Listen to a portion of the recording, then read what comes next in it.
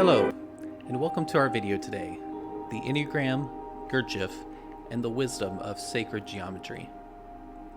So today we'll be talking about the Enneagram, and I'd like to take a deep dive into several aspects of it. But let's start at the beginning. What is the Enneagram exactly, and what does it have to do with Gurdjieff?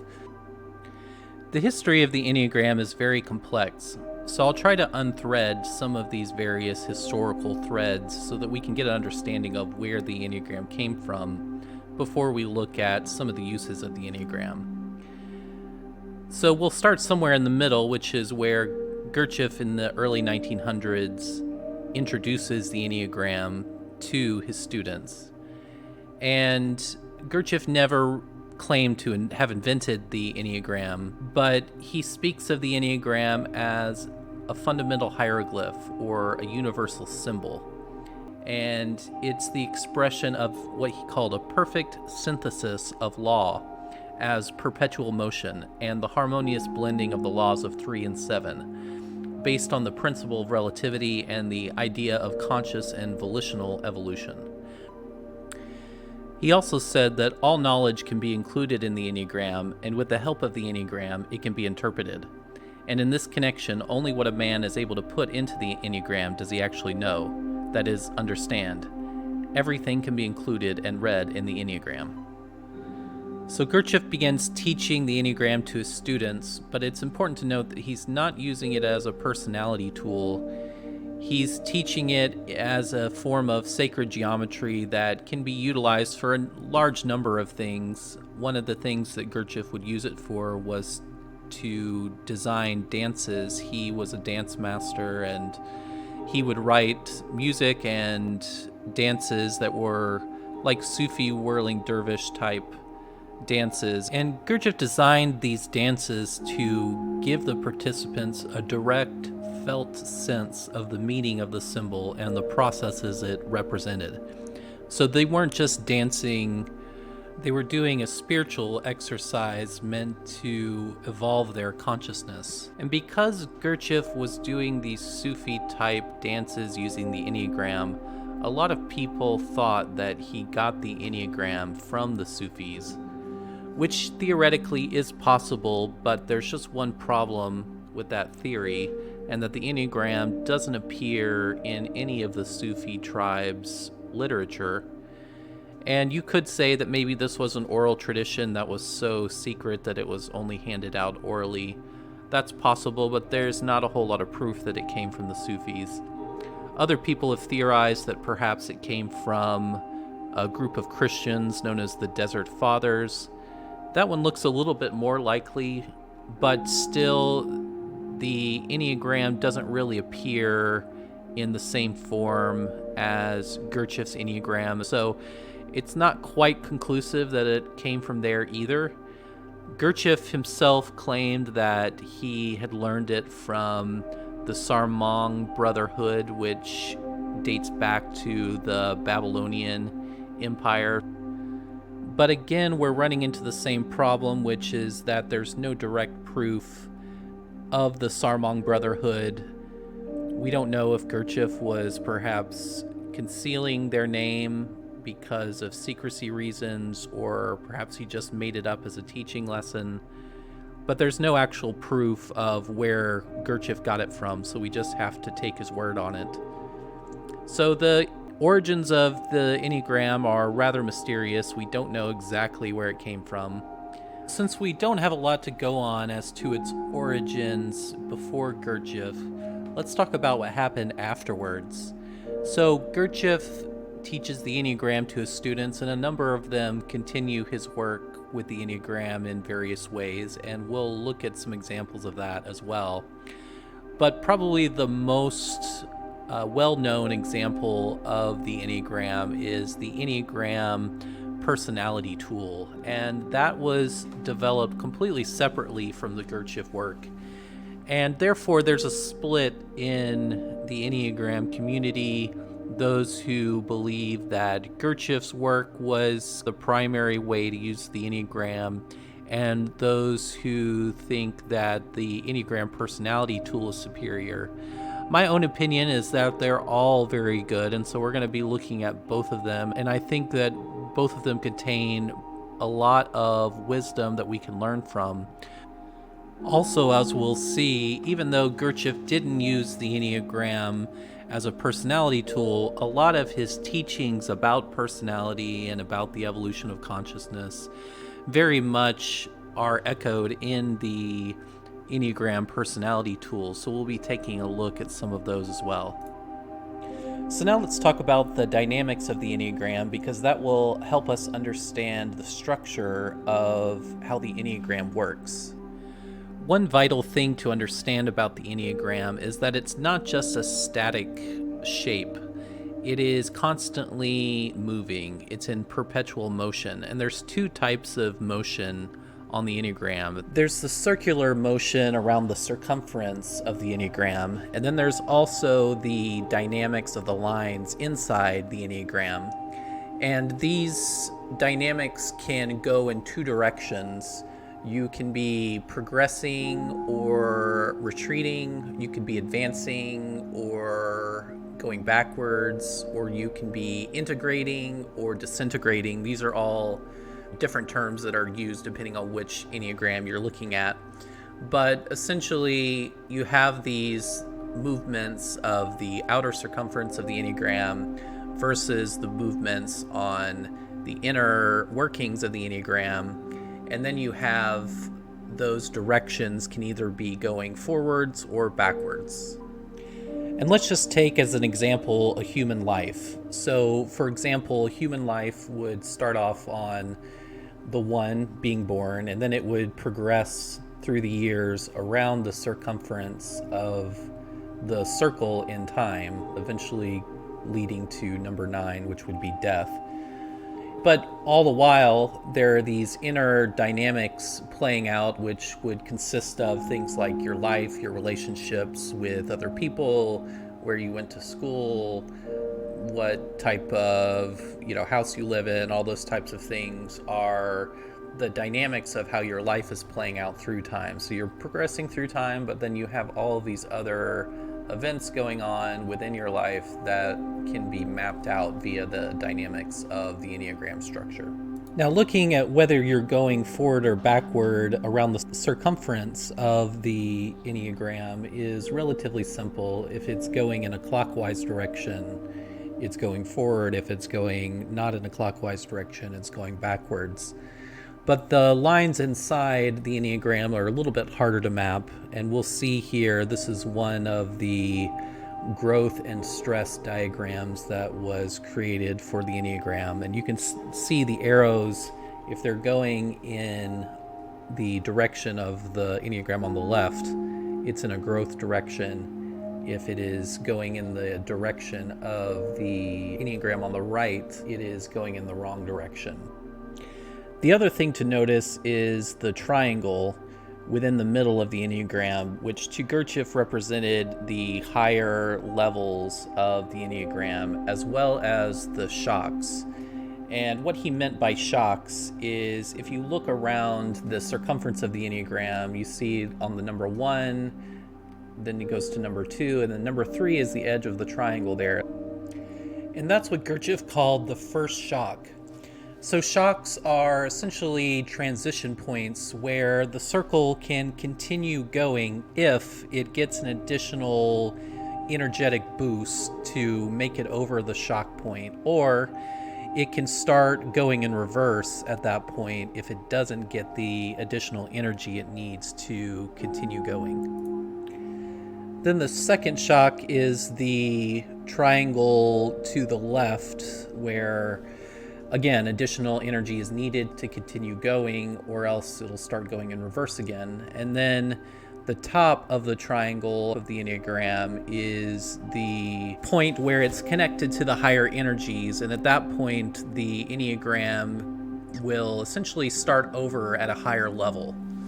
So let's take a look at what this might look like from a practical perspective. And here we see an Enneagram of the path of the yogi. Now, this is something that was mentioned in Gurdjieff's work, but this is not a Enneagram made by Gurdjieff, but still it shows the development of how someone who would be on the path of the yogi would develop. So it starts at point 1, which would be materiality.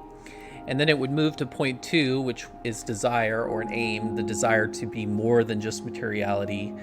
And then point 3 is conscious labor. Now, again, we mentioned that 3 is the shock point. So there's some additional energy required to go from the desire to conscious labor. Now we have to actually put in the energy to wake up, or else we'll start going in reverse again. So there's that shock point. So let's just assume that we put in the extra energy to do conscious labor and we're able to move to will. So that's where we create a real I, or a real sense of self that has some degree of will. That's a good thing. That's the next step. And then we move to point 5, which is agency, which is the surrender of that I that we created and returning to the transcendent. And then we get to the next shock point, point 6, which is intentional suffering. Now we have to put in additional energy to move to the next step, which is purification. So we go from intentional suffering to purification, which purges us of that suffering, which turns itself into wisdom, which then we are able to progress to the absolute, which is the development of our spiritual essence. So that just kind of shows you a little bit about how we would move around on the circle there according to the Enneagram. So now that we've looked at how the Enneagram goes around the circle, let's look at what the lines mean within the circle and how those relationships work. So here we see another Enneagram, and this will pertain to the Enneagram of personality that we'll look at in just a minute, but it's a very simplified version, just looking at the integration points and the disintegration points. So if you're looking at the green arrows, those are going in the integration direction. If you're looking at the disintegration points, those are the purple arrows there, and those are going backwards. So let's just take one point and we'll just start with point number 5. So you can see that the point number 5, their virtue is non-attachment, but the vice is greed or avarice. And so the 5 is a type of personality style called the investigator. That's what I am, so it's an easy one to pick from. And we can see here that the green arrow is going to 8, which is the integration point, and the purple arrow is going to 7. So what does that mean? It means that when you're in your personality and you start to act more like an 8, you're going in the direction of your integration. So that is the growth point for you, what you should be acting like in a healthy circumstance. So you'll start taking on the positive qualities of someone who has an 8 personality type, which is right action. And an 8 is generally someone who's a person of action, whereas a 5 is more of a thinker. They don't normally like to take action until they know everything. So when they move to an 8, it goes from a place of knowledge and observing to, we're going to put this into action. Then you have the disintegration point going to 7. So this is where the 5, if they are not growing, they are disintegrating or they're going backwards, and they start to take on the negative traits of their disintegration point, which in this case would be 7. So conceit and gluttony, that is one of the negative aspects of a 7, and a 5, when they are not in a healthy place, will be conceited, they will be lazier, they'll be more gluttonous, they will be distracted instead of taking action like they should be, like an 8. Okay, so now that we have an idea of how the general movement around the circumference of the Enneagram works and how the different elements relate to each other on the inside of the Enneagram, let's also talk about the levels. As we discussed previously, once you make your way around the circle of the Enneagram, you can reach another level where the Enneagram starts over. And so in the Enneagram of personality, we have 9 levels of healthy versus unhealthy personality, and it goes all the way down to level 9, which is unhealthy pathological destructiveness. And you can move up the levels to get healthier and healthier, and once you get up to level 1, that's called liberation. And what we mean by liberation is liberation from your personality. If you watched our last video about Gurdjieff the hypnotist, you'll remember that Gurdjieff, while he was working as a hypnotist, noticed that there was a split between something he called essence and personality. And personality was what was mechanical in you, what was in your subconscious that was automatic.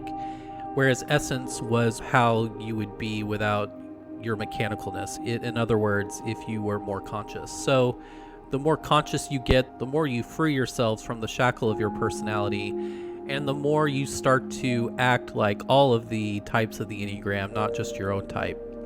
So in other words, the less healthy you are, the more you will act like your personality type. But the more healthy you are, the less you start to act like your personality type, and you start to act like a balanced person who is balanced among all of the different types on the Enneagram. And one other thing that's very interesting about the Enneagram, and it bears a close resemblance to something that Gurdjieff taught as well, was the idea of different emotions or centers of gravity that lie behind the personality. So the Enneagram can be divided into 3 parts, and these 3 parts are essentially what is motivating the personality to do what it does. So these 3 parts are, according to the Enneagram of personality, fear, anger, and shame. And these can be configured in a variety of ways depending on your type. But it also goes along with something that Gurdjieff taught, which is that there is a man number 1, number 2, and number 3. Man number 1 is a man whose center of gravity is in the moving center, or his physical body. And that corresponds very well to the anger quadrant of the Enneagram. Man number 2 is the man who the center of gravity is in the emotional center. And that corresponds pretty well to the shame or emotions side of the Enneagram of personality. And then man number 3 is the man whose center of gravity is in his intellectual center, in other words, mind. And mind is a fear center. So even though Gurdjieff did not invent the Enneagram of personality, it does fit in very well with his ideas of man number 1, man number 2, and man number 3. So how these emotions manifest themselves is through either being extroverted, introverted, or conflicted. So let's just take the anger quadrant, for example. And a type 8 is anger, but they're extroverted anger. So they focus on the external world and they're angry about others. They're often a very forceful personality, someone who has a very strong will and tries to impose it on the world. So their anger is extroverted. Whereas a 1, they are also angry. They can seem similar to an 8, but their anger is introverted. What does that mean? It means that they are angry at themselves, not everyone else. They're generally perfectionists, and they like to do things perfectly or very well, and they get angry at themselves when they don't do it correctly. Sometimes they'll get angry at others if they don't do it as well as they would do it themselves. That's another part of it. It's a bit reflective, but you can see the anger is more directed at themselves than the external world. And then a 9 is conflicted anger. So a 9 is someone called the peacemaker, and they're generally pretty mellow. They're not someone who you would typically think of as angry because they're constantly keeping that inside. But one of the things about a 9 is that they will have occasional blow-ups where they will just seem to explode out of nowhere, and that's because they're just carrying all of this conflicted anger around, and eventually the straw breaks the camel's back and then they explode all over the place. So their anger is very conflicted. And so you see that in the shame quadrant as well. A 2 is external shame, a 3 is conflicted shame, a 4 is extroverted shame. The fear quadrant has that as well. And this all corresponds to what Gurdjieff would call the chief feature, which is essentially the chief fault, and the struggle with it is the aim of the work. And the end aim is the realization of one's nothingness. And what that means is seeing through the emptiness of personality to get to that level of liberation from the personality. One interesting thing about the chief feature said by Peter Ouspensky, who is one of Gurdjieff's most famous students, was that whenever anyone disagreed with the definition of his chief feature given by Gurdjieff, he would say that the fact that the person disagreed with him showed that he was right. And that's because the first layer of resistance is our reluctance to be categorized. We each feel that in our own special way, the prospect that our deepest traits stem from a finite number of features negates this illusion. If our characters differ only in the blend of features that power them, and in the somewhat accidental life experience that etch themselves onto our memory, then nothing about us is unique. Our ability to see chief feature as the hub of our personality and psychology will depend on our ability to acknowledge that we have no individuality, that we are borrowed beings, created seemingly by different forces of circumstances. So each of us have a chief feature, and the Enneagram of personality would say that this generally originated by something called the childhood wound, which is a special circumstance that happens when you're a child, and it creates this hub from which you generally build your personality on. And it's important to note that personalities aren't all bad. They're both a gift and a curse.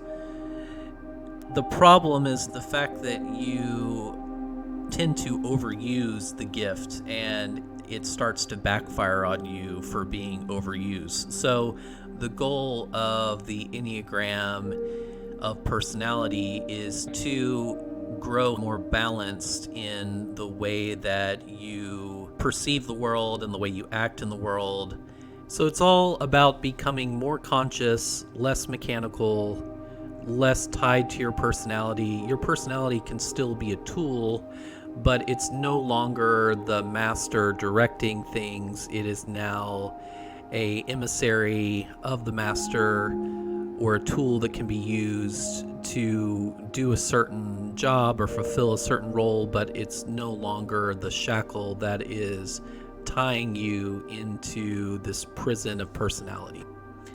And there are many more intricacies within the Enneagram of personality that we could go into today, such as the instinctual types, the wings, the tri-types, things like that.